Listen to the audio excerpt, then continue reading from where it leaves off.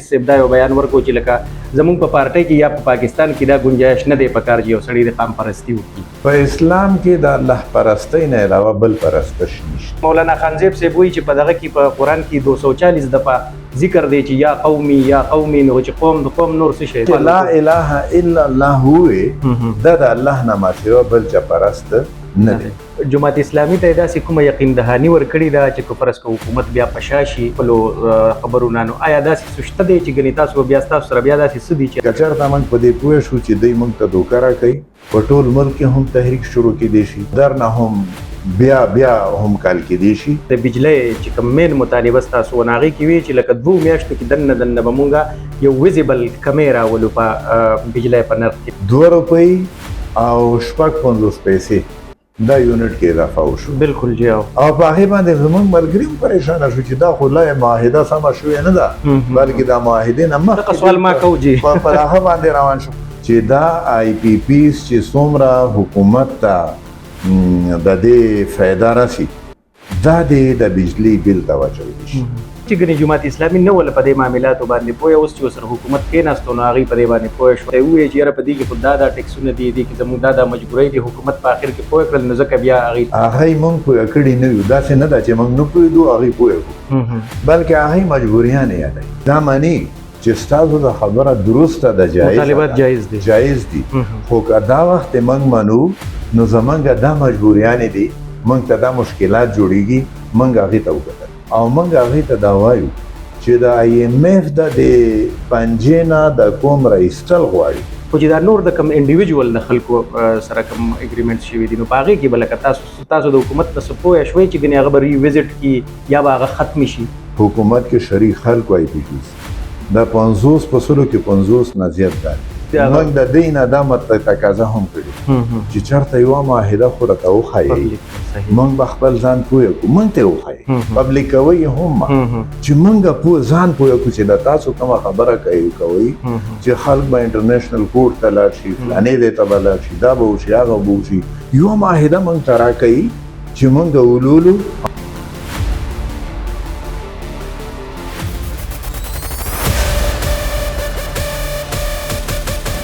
جی ګرانو کتونکو لرو برکې تاسو ته وایو هرکلی په 26 جولای باندې په اسلام آباد کې شیډول وه چې د جماعت اسلامي درنه په اسلام آباد کې ورکوي. د هغې نه بعد چې کله بیا هغوی را روان شول او رالل، نو پلان اے او پلان بي ته خبره لاړه او بیا هغوی لاړل په مری روډ باندې هغوی درنه ورکړه. هغه درنه چې کوم دا نو 14-15 ورځې دغه درنه چې کوم دی نو جاري وه. په دې کې په منځ کې حکومت بیا مذاکراتي کمیټي جوړه کړه او مذاکراتي کمیټي به ورتله د جماعت اسلامي د قایدینو سره به هغې خبرې کولې. بهرحال په هغې کې بیا اخره کې داسې وشوله چې دغه مذاکرات چې کوم دی د دواړو فریقینو یا د دواړو درنې او د حکومت په منځ کې هغه کامیاب شول. هغه مذاکراتو چې کوم نکات یا اعلامیه راغلې ده رامنځته شوې ده، نو په هغې کې ځینې خبرې داسې دي چې په هغې باندې یو عام بحث دا جوړ شوی دی چې کنې جماعت اسلامي له حکومت هسې سترګې تورې کړې، داسې کوم څیز نشته، کومه مطالبه نه ده چې کنې هغه د جماعت اسلامي حکومت منلې وي، هسې سرسري خبرې کړې دي. او بله خبره دا ده چې اکثر داسې چې د درنې پریشر د ختمولو دپاره حکومت وخت چې کوم دی نو هغه عموما داسې وکړي چې د درنې ورکوونکي جماعت سره هغې مذاکرات وکړي، خو بیا د هغې نه بعد چې کوم دی نو بیا هېڅ هم نه وي، عمل درآمد چې کوم دی هغه په هېڅ هم نه وي. نو دا ټولې پوښتنې چې دي د دې به تپوس کوو د صوبایي خیبر پښتونخوا صوبایي امیر د جماعت اسلامي پروفیسر ابراهیم صاحب. پروفیسر صاحب وړومبی خو یو خو دا دی چې ستاسو مذاکرات وشولو او مذاکرات کامیاب شولو،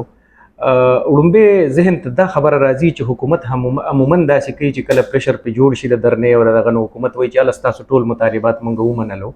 نو جماعت اسلامي ته داسې کومه یقین دهاني ورکړې ده چې فرض که حکومت بیا پشا شي د خپلو خبرونه، نو آیا داسې سوچته دی چې ګنې تاسو بیا ستاسو سره بیا داسې څه دي چې هغه بیا تاسو حکومت ته ور یاد کړئ چې یاره تاسو خو زنګ سره دا ویلي ول؟ موږ سره د هغې تحریري معاهده وشوه، په هغې باندې د محسن نقوي صاحب او عطاالله تارړ صاحب باقاعده دستخطونه دي او نن پریس هم جاري شوې ده. جی جی بالکل. بیګا ناوخته وشوه، 12 بجو نه وروستو تاریخ بدل شوی و. جی جی. نو بیګا خو میډیا ته جاري کول ګران و او نن جاري شوې ده او د هغې په بنیاد باندې حافظ نعیم الرحمن صاحب د جماعت اسلامي امیر د اعلان وکړو چې موږ د درنه مؤخر کړې ده، جی منسوخ کړې مو نه ده، جی جی جی ملتوي شوې ده، جی جی، او دا 45 ورځې میاشتو او حکومت بیا د 15 ورځې نور هم دا وخدو ښه جي په دې ورځو کې به هم موږ ګورو ښه جي او ټایم لاین هم باقاعده طی شوی دی چې دی په دې کې څه کوي او څه نه کوي که چېرته موږ په دې پوه شو چې دی موږ ته دوکه راکوي نو په ټول ملک کې هم تحریک شروع کېدی شي جی جی او درنه هم بیا هم کال کېدی شي او هغه څه ګران کار نه دی زموږ دپاره ښه جي نو په دې بنیاد باندې دا وخت 2 هفتې درنه وشوه جی جی او پرون عطاالله تارړ صاحب خو باقاعده د اعلان وکړو چې ستاسو د مطالبات زموږ ایجنډا ده جی جی او په دې باندې موږ کار کول غواړو اوس په دې کې څومره مخلص دي هغې ته به ګورو هغې مطابق به انشاءالله تاسو یو ذکر وکړو چې 15 ورځې حکومت تاسو ته میاشت یادوله 15 ورځې هغې ایکسټرا ټایم واغستو خو بل طرف ته کو مونږ هغه تاسو چې کوم اعلامیه خپره کړې ده نو په هغې کې دا دی چې 2 میاشتې به مونږ د بجلۍ چې کوم مین مطالبه ستاسو و نو هغې کې وي چې لکه 2 میاشتو کې دننه به مونږ یو ویزیبل کمی راولو په بجلۍ په نرخ کې نو هغه ځای کې 2 میاشتې دي دلته کې 45 ورځې تاسو یادوئ آیا صبر به څومره پورې کوئ لکه د 15 یو نیمه میاشت او د 2 میاشتې دې کې څه ډېر د حکومت اراده به معلوم دا بالکل معلومه شي او دا خو ټایم لاین دی دې دوران کې به پته لګي چې هغې څه کوي او څه نه کوي نن هم داسې یو یعنې که ووایم الغاو ته الغاو غونته جوړ شو جی جی چې بېګا اعلان شوی زموږ د دې معاهدې نه مخکې ښه جي چې 2 روپۍ او 50 پیسې دا یونټ کې اضافه وشو بالکل جی او په هغې باندې زموږ ملګري هم پریشانه شو چې دا خو لا معاهده سمه شوې نه ده بلکې دا معاهدې نه دغه سوال ما کوو جی په هغه باندې روان شو خو حقیقت کې هغه خبره هم دا ده چې د فول پرایس ایډجسټمنټ د جولای د میاشت هغې 3 روپۍ او 33 پیسې وي بالکل او هغې کې 72 پیسې کمې راوسته یعنی اصل حقیقت دا دی دا 2 روپۍ او 50 پیسې دا دینا د پدې کې 72 پیسې نورې هم شاملې وي دا فی یونټ کمې راغی او دغه شان د آی پی پیز او د هغې د څه آی پی پیز په باره کې هغې په خپل اعلان وکړو بالکل چې دا بندوو د دوی سره به خبرې او نور هم د بندولو او موږ په دې باندې زور دی چې دا آی پی پیز چې څومره حکومت ته د دې فایده راسي دا د بجلی بل ته واچولی شي او دا د سبسیډي دی ورکړي شي یعنې په دې بنیاد باندې چې دا پیسې حکومت ته راغلې نو دې ته به ګورو لکه د ټولو نه غټه مطالبه هم پروفیسر صاحب خلک دا وایي چې ګنې جماعت اسلامي نه وله په دې معاملاتو باندې پوهه اوس چې ورسره حکومت کېناستو نو هغوی په دې باندې پوه شول چې لکه جماعت اسلامي والا خو چې موږ ته بجلی نرخ ویزیبل راته راکم کوي که نه ته هلته چې جماعت اسلامي داسې کوم دغه نه وی کېښودي چې انته په 2 روپۍ یونټ ته راکم کوي خو خلک وایي چې لکه دا ورسره بیا هغوی کېناستل ورته یې ووایي چې یاره په دې کې خو دا ټیکسونه دي دې کې زموږ دا مجبورۍ دي حکومت په آخر کې پوه کړل نو ځکه بیا هغوی ته نه موږ د حکومت لکه هغوی خپلې مجبوریانې ښودلې دي هغوی موږ پوه کړي نه یو داسې نه ده چې موږ نه پوهېدو هغوی پوه کړو بلکې هغوی مجبوریانې یادوي چې زموږ دا مجبوري ده ای ایم ایف زموږ مجبوري ده او دا ټیکسونه او دا بجلی بلونه دا که موږ تا سره ویني دا معنی چې ستاسو د خبره درسته ده مطالبات جایز دي خو که دا وخت موږ منو نو زموږ دا مجبوریانې دي موږ ته دا مشکلات جوړیږي موږ هغې ته وکتل صحیح موږ دا درسته نه ده ستاسو څنګه سوال دی چې موږ نه پوهېدو هغې پوه کړو بلکې اصل دا دا ده چې هغې هغه مجبوریانې هم زموږ په نظر کې خاص مجبوریانې نه دي خو دوی وایي چې دا مجبوریانې دي زموږ او موږ هغې ته دا وایو چې د آی ایم ایف د پنجې نه د کوم رایستل غواړي د آی ایم ایف به موږ تر کومه پورې مجبوریانې دا برداشت کوو او هغه دا هم معنی چې بالکل